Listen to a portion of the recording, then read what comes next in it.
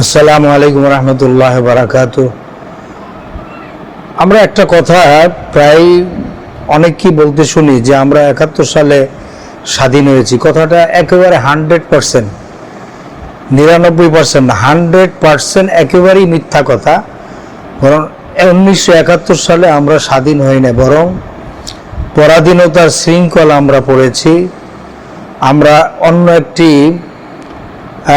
জালেম দেশ ভারতের পেটের ভিতরে আমরা একেবারে চিরদিনের জন্য আমরা প্রবেশ করেছি। কাটা তারের বেড়ার ভিতরে আমরা আবদ্ধ হয়েছি। তো সেখানে যারা বলে যে আমরা স্বাধীন, এটা একেবারে বানোয়াট মিথ্যা কথা। এটা হয়তো অনেকে এই কথা এই জন্য বলে যে নিজেদেরকে মানে মুক্তিযোদ্ধা দাবি করলে হয়তো বাহবা পাওয়া যাবে, ফ্যাসিলিটি পাওয়া যাবে, এই কারণে এই কথাটা হয়তো বুঝে, সত্যটা বোঝা সত্ত্বেও, সত্য জিনিস বোঝা সত্ত্বেও বলে যে আমরা স্বাধীন হয়েছি। কিন্তু আসলে 1971 সালে তো মোটেই স্বাধীন হয় নাই, বরং আমরা জনমের মতো পরাধীন হয়েছি। যে পরাধীনতার আজকের স্বাদ আমরা প্রতি সেকেন্ডে সেকেন্ডে আমরা ভোগ করছি। তো আমি এই কথা বলি না যে আমরা পাকিস্তান থাকলেই ভালো হতো বা সেই না, পাকিস্তানের দালালি করা বা পাকিস্তানের প্রশংসা করা এটা আমার উদ্দেশ্য না। আমার উদ্দেশ্য হচ্ছে 1947 সালে যে বন্টন হয়েছে ধর্মের ভিত্তিতে, এটাই ছিল একটা ভুল সিদ্ধান্ত। কারণ এইভাবে আসলে দেশ ভাগ করাটা এটা সঠিক হয় নাই। যার কারণে, কারণ পশ্চিম পাকিস্তান সে বাংলাদেশ থেকে 1000 মাইল দূরে, আর মাঝখানে ভারত। তো এইভাবে তো ভাগ করাটা এটা সঠিক হয় নাই। তো যার কারণে শুরু থেকে একটা ষড়যন্ত্র চলছিল। এরপরেও যাই হোক, যাই ভাগ হয়েছিল, ভাগ হওয়ার পরেও তো পূর্ব পাকিস্তান হিসাবে কি আমরা এতই খারাপ ছিলাম? এই উপমহাদেশের ভিতরে তো সবচেয়ে ধনী রাষ্ট্র ছিল পাকিস্তানই। এটা কি আপনারা একটু ইতিহাসের দিকে তাকিয়ে দেখেছেন? এটা তো আমি বানিয়ে বলছি না। আমি তো হয়তো বা ওই সময় এরকম এত বুঝমান ছিলাম না। হয়তো আমার স্বাধীনতার সময়, আমার যুদ্ধ মানে স্বাধীনতার কথা বলা হয় বা দেশ ভাগ যখন হয়েছে তখন আমার জন্ম হয়েছে ঠিক, কিন্তু আমি যেটা ইতিহাসে যেটা দেখতে পাই সেটা হচ্ছে পাকিস্তানই ছিল তৎকালীন সময় সবচেয়ে ধনী রাষ্ট্র। ইভেন শুধু এই উপমহাদেশ না, এই যে জাপান, চীন, তারপরে দুবাই, কাতার, কুয়েত, সৌদি আরব, এই সমস্ত রাষ্ট্রগুলোর ভিতরেও পাকিস্তান ছিল সবচাইতে ধনী রাষ্ট্র ছিল। ওই সমস্ত দেশ থেকে এই দেশে চাকরি করার জন্য আসতো, জাপান থেকে আসতো, চায়না থেকে আসতো, সৌদি, দুবাই, এরা তো তখন রাখালগিরি করত। অথবা এই যে সিঙ্গাপুরের চেয়েও বাংলাদেশ, মালয়েশিয়ার চেয়েও এই পূর্ব পাকিস্তান তখন ধনী রাষ্ট্র ছিল। ওরা হয়তো জেলে ছিল, সিঙ্গাপুর, মালয়েশিয়া জেলে এরা মাছ ধরে বিক্রি করত। তাদের চেয়েও অনেক উন্নত রাষ্ট্র ছিল পূর্ব পাকিস্তান, বর্তমান যে বাংলাদেশ। তো এই দেশটাকে খয়রাতির ঝুলি কাঁধে উঠাইল কারা? তলাবিহীন রাষ্ট্রে পরিণত করেছে কে? কার মাধ্যমে? এগুলো তো তলিয়ে দেখে না কেউ।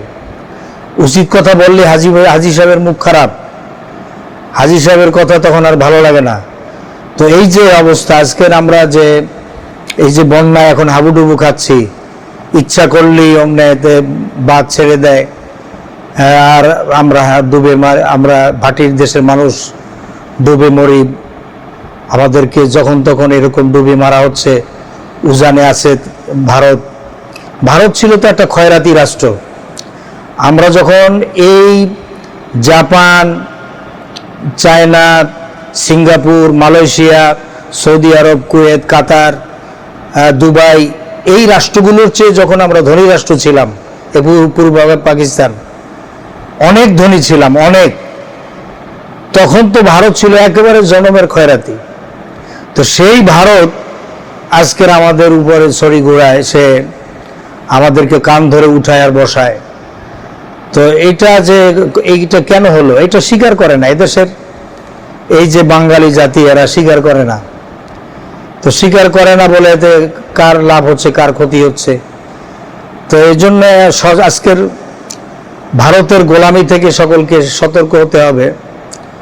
কিন্তু আমাদের দেশেই কিছু লোক আছে যারা ভারতের গোলামি করে যাচ্ছে, আর ভারতের গোয়েন্দা সংস্থা এদেশে এমনভাবে জেঁকে বসেছে, এমন কোনো গ্রাম নাই, মহল্লা নাই, এমন কোনো থানা নাই, ইউনিয়ন নাই, ডিস্ট্রিক্ট নাই যেখানে তারা কাজ না করছে।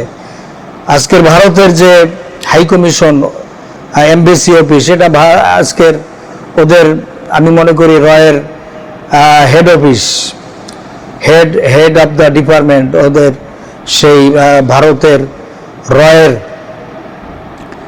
হেড অফিস এই বাংলাদেশে হাই কমিশনার, ভারতীয় এমবেসি যেটা আছে। এগুলি বলতে গেলে তো ভালো লাগে না অনেকের, কিন্তু এটা বাস্তব সত্য যে এখন বাংলাদেশ আজকে কি অবস্থার ভিতরে। আমরা পরাধীন, মুখে বলি আমরা স্বাধীন, কিন্তু আসলে আমাদের স্বাধীনতা বলতে কিচ্ছু নাই। এই যে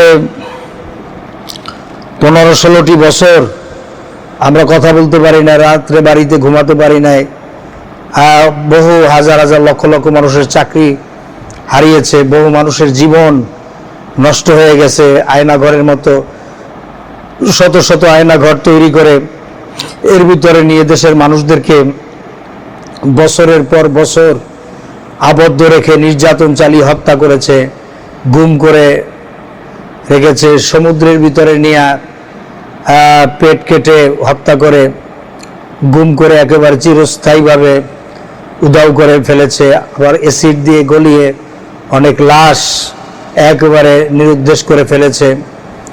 আবার ভারতের সেই কাঁটাতারের উপারে নিয়ে অনেক লাশ মাটি চাপা দিয়ে রেখেছে।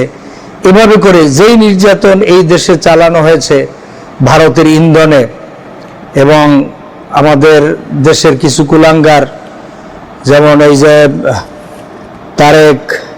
তারেক আহমদ সিদ্দিক, আজিজ আহমদ, জিয়াউল হাসান, বেনজির আহমদ, শহীদুল হক, মনিরুল ইসলাম, হাবিবুর রহমান, হারুনুর রশিদের মতো কিছু কুলাঙ্গার মায়ের সন্তান, এরা এদেশের মানুষকে যেভাবে জিম্মি করে একদিকে হাজার হাজার কোটি টাকা আত্মসাৎ করেছে, নির্যাতন জুলুম অত্যাচার করে, আবার এই দেশের মানুষকে নির্যাতন করে করে হত্যা করেছে, গুম করে রেখেছে, বলতে গেলে পায়খানার ভিতরে রেখেছে বছর পর বছর। সে 3 feet by 6 feet 8 feet room, যে রুমের ভিতরে বাথরুম, পায়খানা, আবার 1 মগ পানি দিয়েছে সারাদিনে, এ দিয়ে ওই ল্যাট্রিনের পানি খাওয়ার জন্য দিয়েছে, আবার এ দিয়ে পায়খানার পেশাব করা, অজুর পানি দেয় নাই, নামাজ রোজা করতে দেয় নাই ঠিক মতো। এই যে কষ্ট, হয়তো পরিবারের লোকেরা অনেকেই দোয়া দুরুদ মিলাদ পড়িয়ে হয়তো শেষ বিদায় দিয়েছে যে হয়তো আর ফেরত আসবে না কখনোই। আবার অনেক ফ্যামিলি আছে যারা হয়তো দরজা খোলা রেখেছে দিনের পর দিন, মাসের পর মাস, বছরের পর বছর, যে কখন জানি আসে দরজা হয়তো নক করবে, হয়তো বাচ্চাদের নাম ধরে এসে ডাক দিবে। অনেক বিধবা মহিলারা রাতের পর রাত, দিনের পর দিন, মাসের পর মাস, বছরের পর বছর তারা বৈধব্য সেই শাড়ি পরে, যারা বিধবার সাদা শাড়ি পরে, যারা শুধু রাতের পর রাত কাঁদতে কাঁদতে হয়তো বালিশ ভিজিয়েছে, চোখের পানি অনেকের শেষ হয়ে গেছে। এই যে অবস্থা, এই অবস্থা আজকের আমাদের উপলব্ধি করতে হবে। এই বাঙালি জাত তো কথা মনে রাখতে চায় না বা মনে রাখে না, এই বাঙালিদেরকে কথা মনে রাখতে হবে। আর বর্তমানে এই যে ইন্ডিয়ান বা ভারতীয় মিডিয়াগুলি যে আজকের উঠে পড়ে লেগেছে যে সেই খুনি হাসিনাকে, এই নমরুদি বেগমকে নির্দোষ প্রমাণের জন্য তারা যে উঠে পড়ে লেগেছে কেন এই ভারত, কি কারণে, এটা আমাদের উপলব্ধি করতে হবে। এটা যদি আমরা উপলব্ধি না করি তাহলে হয়তো ভবিষ্যতে এর চাইতে আরও মারাত্মক কঠিন পরিস্থিতির সম্মুখীন আমরা না হলে আমাদের সন্তানরা হবে। এজন্য এখন থেকে সতর্ক হতে হবে। আল্লাহ তাআলা আমাদের সকলকে সঠিক বুঝ দান করুন, আমিন। আসসালামু আলাইকুম রহমতুল্লাহ তাআলা ওয়া বারাকাতুহু।